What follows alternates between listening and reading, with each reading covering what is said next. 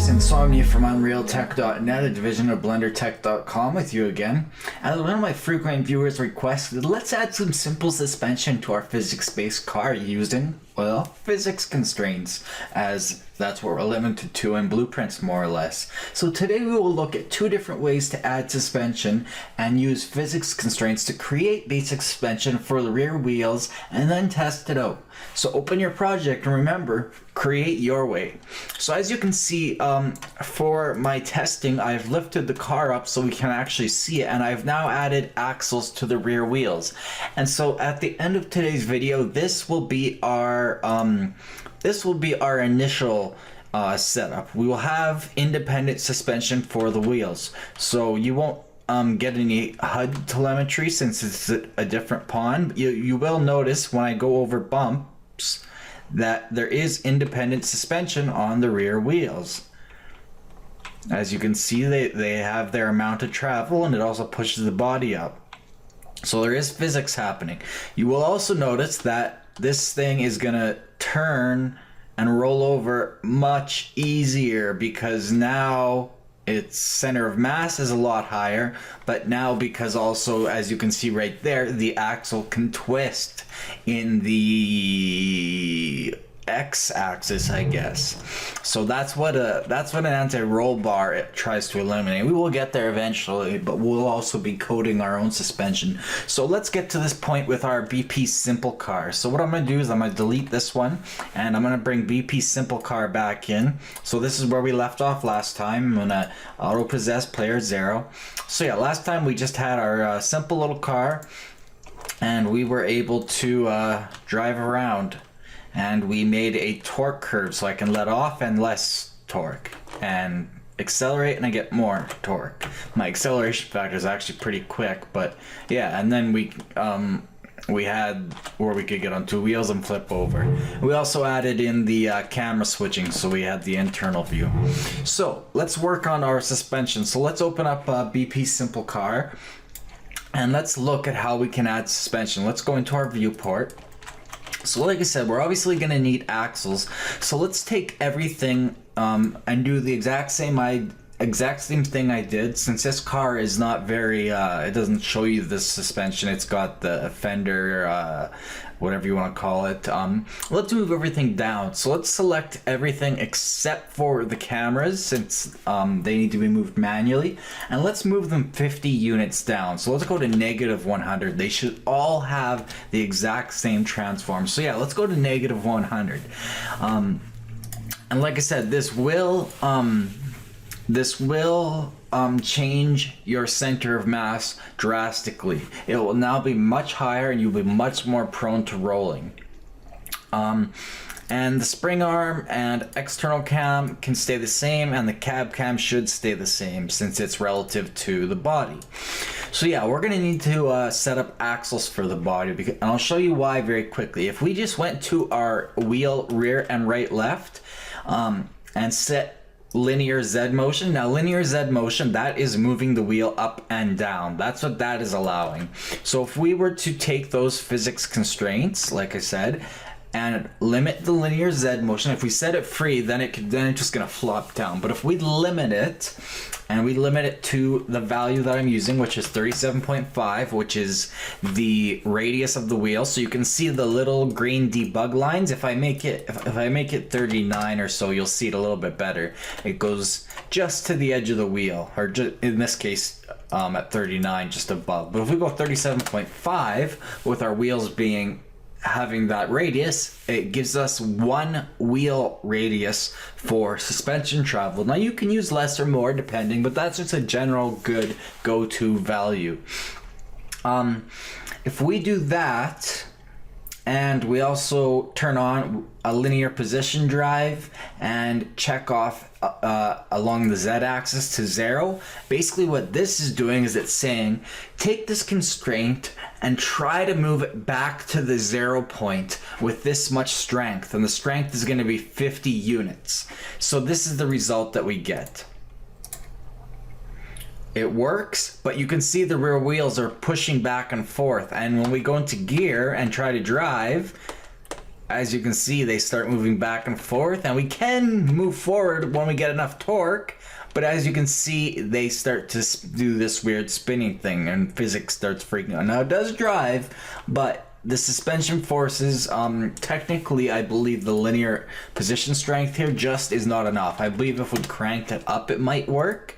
I didn't do enough testing with this because this isn't the right way to do it. Yeah, if you crank the strength up enough, you can do it this way and it will work, and you can tweak the settings, but it is the improper way to do it. So yeah, that's obviously way too much. If we went maybe like 15,000, I don't know, you'd have to really play with the values. You could do suspension this way, but you're still gonna have that tiny amount of angular rotation in there that you don't want. That's even much too much. Let's try 1500. Yeah, so there we have some suspension. You can see it takes a lot of tweaking, and you're still gonna have that little bit of angular imperfection in there. So that's why we need an axle. So let's turn that off. We don't want that for the wheels. So what we need to do is we need axles for the rear. Now I found that we can actually scale the axles down at this point, and it won't affect the physics. So I'm gonna put them at 0.5 all the way around so that everything's a little bit easier to see. So take our axle front left and front right, control click on them, and let's duplicate them. And then let's take this one, it's the right one, so we'll go axle rear right. Let's take the other one and rename it F2, axle rear left. And then we need to move them to the back. Now I know that that value is -210, so I'm going to select them both, and I'm going to take the X value and go -210. So now we have axles, but we need to change our physics constraints. First of all, we need to take we need axle physics constraints. We have axle front left and axle front right. Let's duplicate those. So we'll duplicate those. Now we have this one right here. This will be axle rear left because it's on the left side. And this one right here, physics constraint 1, is going to be for axle rear right. And again, I'm going to transform them to the exact same position, -210 in the X. You'll notice they have the wrong, they're pointing at the front wheels, or the front axles. That's fine for right now. Actually, let's change that right now. So axle rear left, let's change that second component name to be axle rear left instead of front left, and axle rear right will be to axle rear right instead of front right. And you won't see the constraint until you compile, but now we know that they're constraining to there. So the body's constrained to the axle, but now we need to constrain the wheels to the axles just like we did at the front. So all we need to do for that is take our wheel constraints and constrain them to the axle instead of the body. So take wheel rear left and just change body to axle rear left. Axle rear left. And wheel rear right will be axle rear right.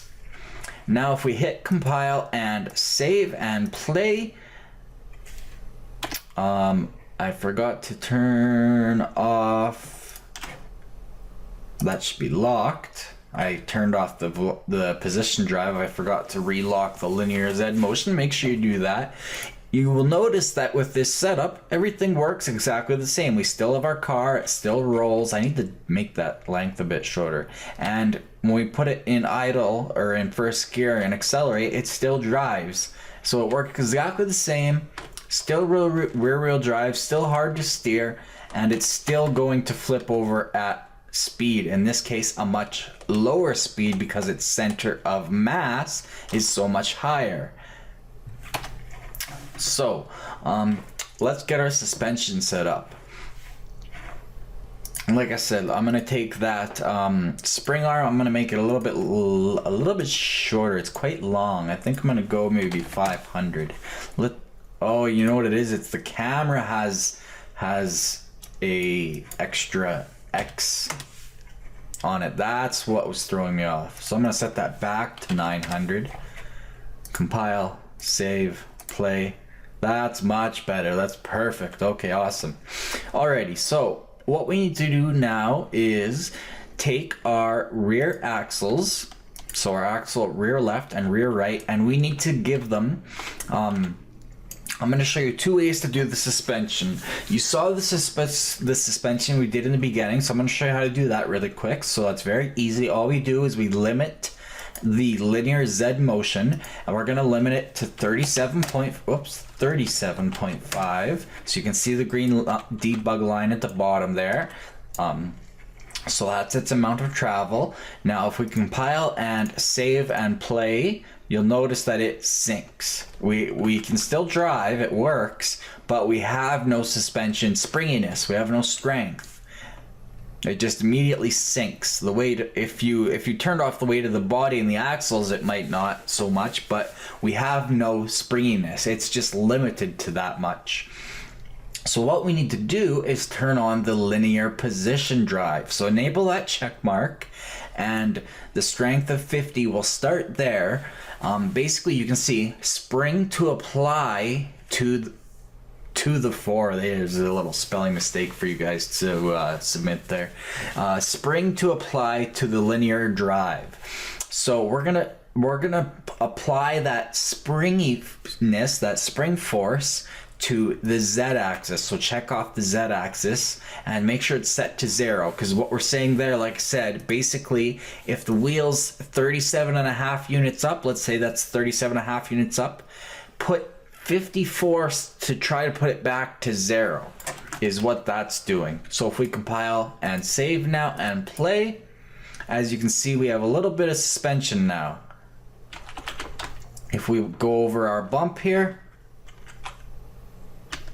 you'll notice we have somewhat of a suspension, but very, very weak, almost unnoticeable. So if we select these both again, hold down Control to do that, and you can edit both of them. I found a value for this car of about 500. Again, this takes some tweaking to be a good value, but I don't like having to set it in the component parameters. I'd rather have it as a variable, so I'm going to show you how to do that here in a minute. So let's compile and save and see what that looks like. So as you see, we have a nice springy suspension. Maybe I used the value higher, but as you can see, it's much springier. So obviously that's like our suspension force. Oh, hard to see, sorry. But yeah, as you can see, if I was to hit something, you would see the suspension force at play. So yeah, it's quite springy. So if we went up to like maybe 1500, 3 times that, basically that's how stiff is your suspension. As you can see, it's much stiffer now. Now we have no way to affect the dampening. All we can do is affect the springiness. So how can we change that? How can we make our suspension better without coding our advanced suspension that we will do in a much later episode? But how can we make this just a little bit better? Well, let's turn off, or actually let's leave our position drive enabled, but with a force of 50. That way we know what it's going to look like if our blueprint is not working. We know it's just going to drop to the bottom. So here's the easy way to create some really nice suspension. We have our event tick here, and we have our engine torque. Let's take our engine torque comment and let's bring it over here, and let's go ahead and do an event begin play. So this is event tick. I'm actually just going to clean it up here a little bit if you give me 1 second.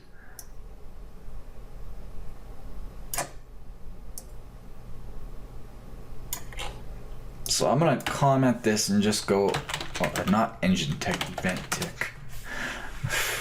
I'm going to move that down a little bit just to keep things clean.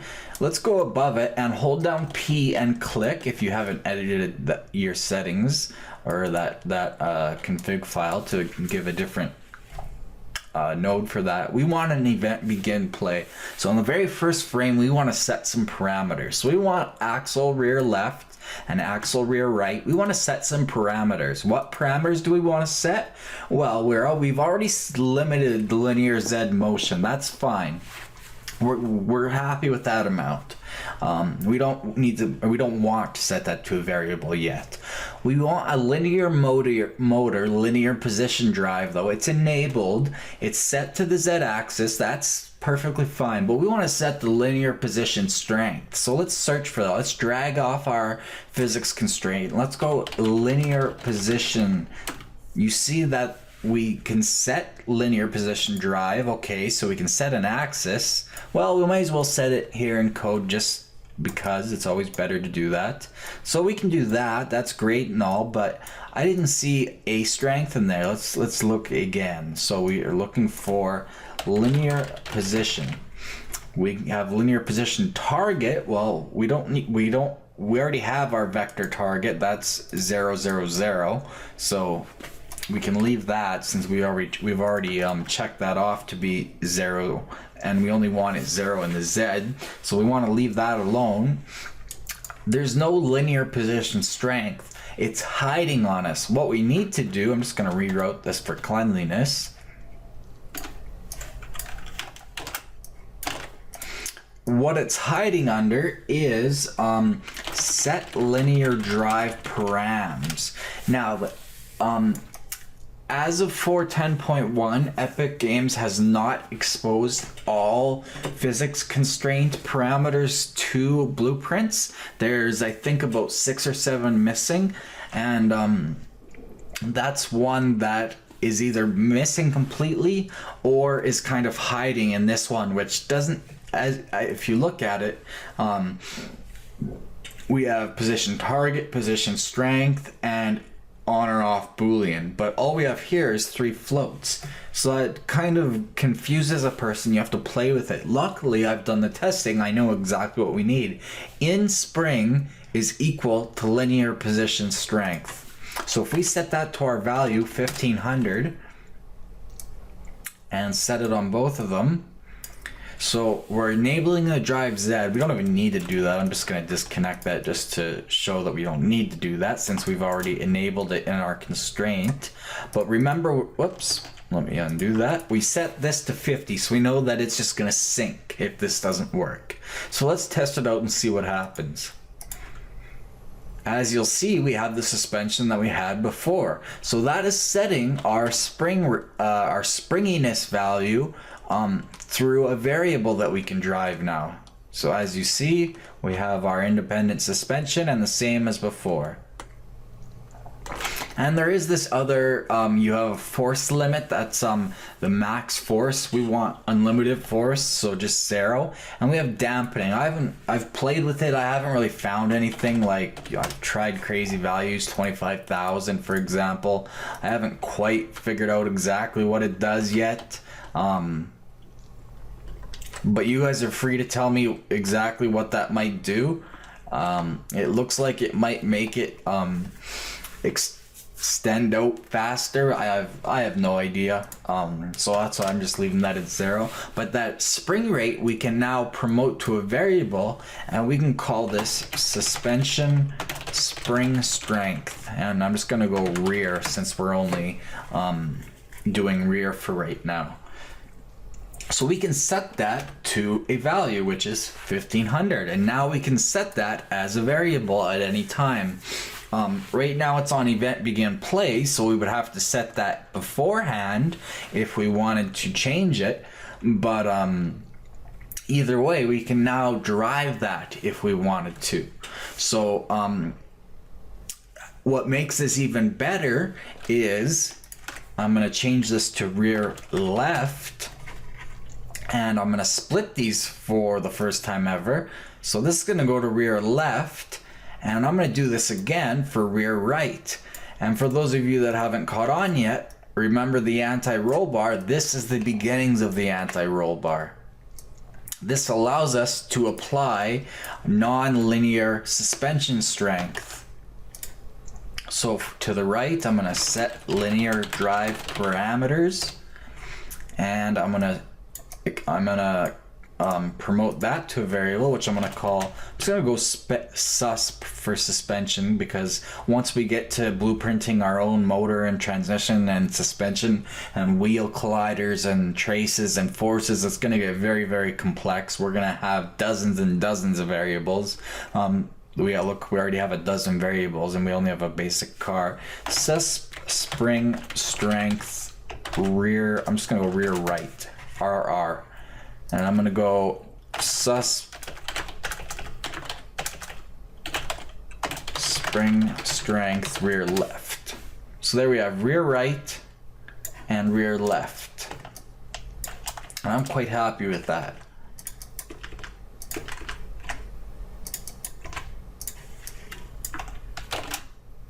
Whoops.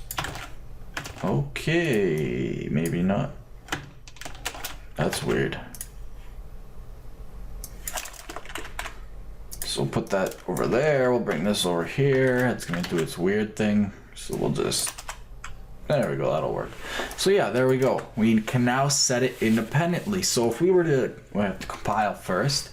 If we were to set rear left to 1500 and rear right to say 500, then we're gonna have, obviously, the rear right side is going to be sagging down, and as you can see, it's kind of hard to see. If I was to drive over something, you'll see it, I believe.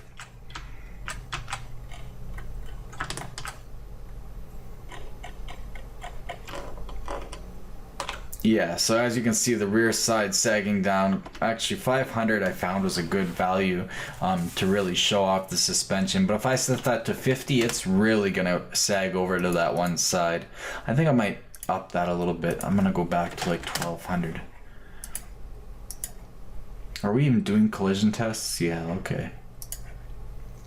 So yeah, as you can see, it's leaning over because there is so little suspension strength on that side. And if we were to drive it on, even if we were just to steer left, as you can see, there's not enough strength to bring it back to that zero position.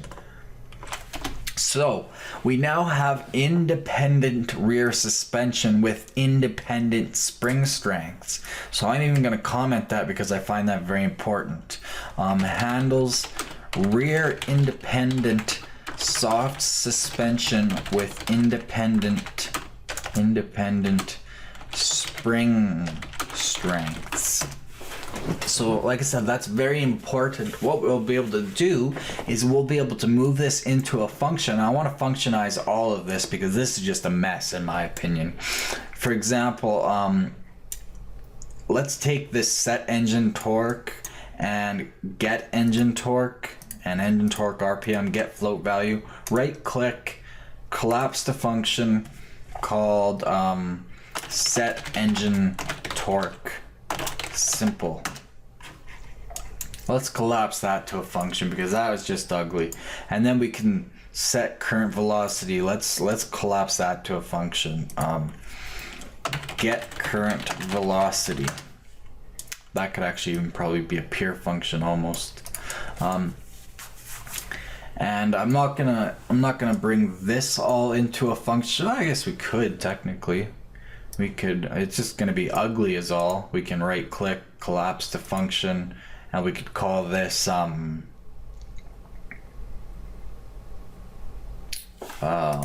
what would I even call it? I guess accelerate or change engine RPM. So yeah, technically we could do that just to clean things up because I like clean blueprints. I don't know about you guys, but I like clean blueprints. So let's reroute this again. That's why it's ugly, because if I did that by hand, we wouldn't have B2. We can just use the same one. But we'll leave it for now. That's fine with me. So yeah, that's a heck of a lot cleaner. There we go. So we can delete that. We can recomment it. Engine tick, event tick. There we go. So I'm happy with that. We can delete that. Although we would be better off.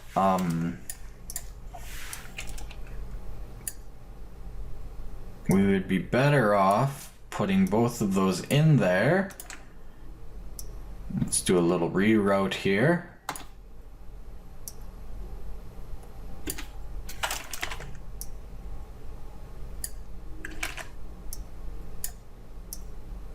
And just enabling drive Z. That way we're for sure it's gonna work.